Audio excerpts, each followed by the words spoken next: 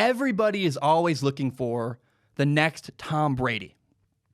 Who is that one quarterback everybody seems to be overlooking? Everyone's like looking for, where's that diamond in the rough? Where's the guy who's going to show up out of nowhere? Last year in the NFL draft, it was Washington State quarterback Gardner Minshew. I was a big believer of him. You can watch I did a film analysis of him in college. I said, this guy is going to be an NFL player. He's really good. I believe in him. I met Gardner Minshew. I was really close to the Washington State program. I worked there. I went to school there. I know Washington State pretty well. I've met the guys there. And I was a big believer in Gardner Minshew. Now, 2 quarterbacks ago was Luke Falk. Didn't believe in him. Now, everybody's sending me messages, Anthony Gordon, Well, Anthony Gordon leads the nation in passing. He has 4,920 yards. That's pretty good. I mean, I can acknowledge, hey, dude, you're killing it. That's amazing. He's gonna pass 5,000 yards on Friday against University of Washington, and I can acknowledge that's phenomenal. And you look at Joe Burrow, who is the second leading passer in the nation. He has only 4,014 yards. So, Anthony Gordon has almost 1,000 more yards than him. He just barely broke 4,000. Anthony Gordon is about to break 5,000. But here's the kicker. Here's the thing that nobody seems to acknowledge. Anthony Gordon has thrown the ball 585 times this year. Joe Burrow, how many times has Joe Burrow thrown the ball? 369. Anthony Gordon has more than 200 attempts throwing the ball more than the next leading passer in the nation. Anthony Gordon's stats are massively inflated because of the offense he runs. He plays for Mike Leach. He plays in the air raid offense. He throws about 60 to 70 times a game.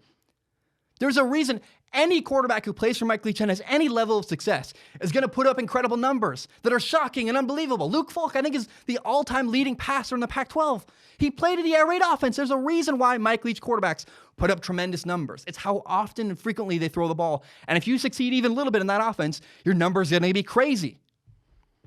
Historically, Mike Leach quarterbacks are written off because they tend to fail in the NFL. Tim Couch failed. Graham Harrell, nada. Luke Falk, nothing. He's out of the league. He's probably not going to ever come back. There's only one quarterback that's ever had success from a Mike Leach offense. It's Gardner Minshew. Plays for the Jaguars, did really well earlier this year. But here's the thing. Gardner Minshew played for Mike Leach for 1 year. He also he played for 4 other teams. He was around a lot of other offenses.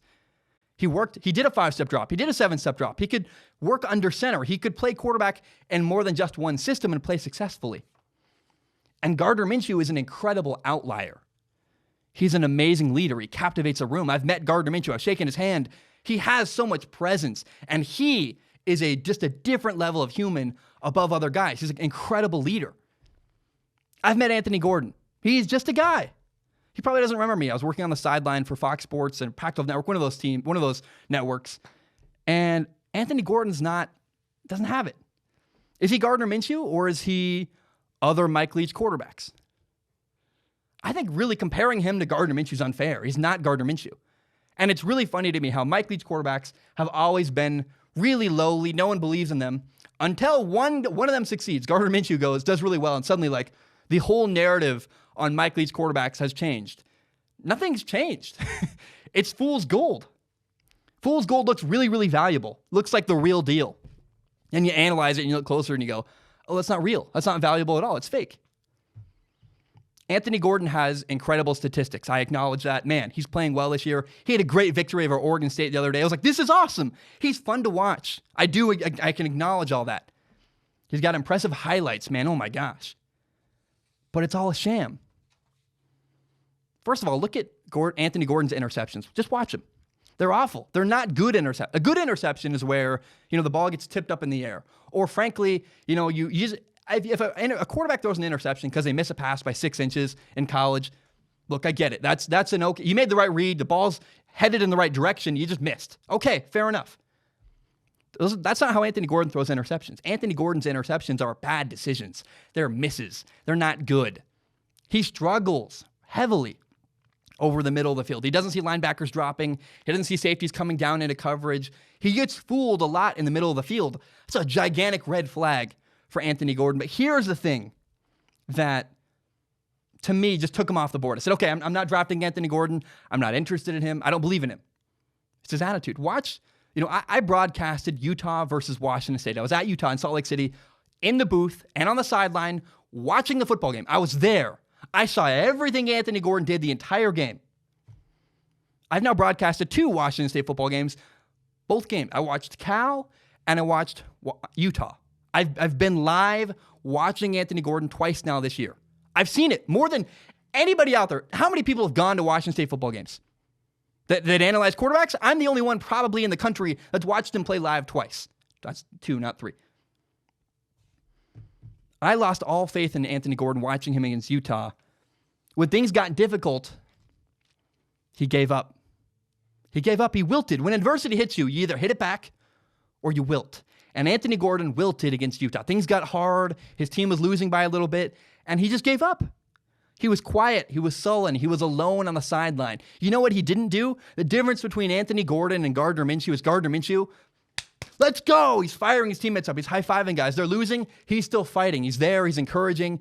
Anthony Gordon is not that. Watch the Utah game. He's not encouraging anybody. He's alone. He's sullen. He's quiet on the sideline. I will never, ever get over that. That's your lowest point. That's awful. You're not going to succeed in the NFL if that's how your leadership operates. He gave up. That's not a guy who can get through adversity when things are... And the NFL does not have time for that. The NFL just moves right along. Anthony Gordon's not the next Tom Brady. Tom Brady can fight through adversity. He did. That's his whole career. That's his story of his career. Stop the comparisons between Gardner Minshew and Anthony Gordon. He's not. He throws a good ball. Anthony Gordon's fun to watch. He throws a great football. He's got a great deep ball down the sidelines. But he's not a franchise quarterback. He struggles in the middle of the field. He gets fooled often by defenses. And man, he'll get a shot in the NFL, but I have no faith. He has the attitude and the grit deep in his heart to get through adversity and succeed in the NFL. It's too hard. It's not going to happen for him. Anthony Gordon is fool's gold. I don't believe in him. I'm not a supporter. I hope he does well. I hope I'm dead wrong. If I am a year from now, I'll acknowledge it, right? If 3 years from now, Anthony Gordon's a franchise quarterback starting for some team, hey, I'll shut up. I'll acknowledge I was wrong. But I've been around him a lot. I've met him. I've watched him play live. He's not an NFL franchise quarterback. I don't think he's going to succeed in the NFL. He'll go to shot. He'll get a workout, absolutely. He might even be drafted. But that doesn't mean anything. He's a typical Mike Leach quarterback. He's fool's gold. The stats look amazing. He's fun to watch. But the reality is he's not a franchise NFL quarterback. He's not Gardner Minshew. He's more like Luke Falk, who's now out of the league and probably won't ever come back. I do not believe in Anthony Gordon. Sorry, dude. Look, if you're watching this, I mean no offense, man. I'm sorry. I hate doing this. But what I see, my analysis is Anthony Gordon is not going to succeed at the NFL level. Hope you prove me wrong. I really do.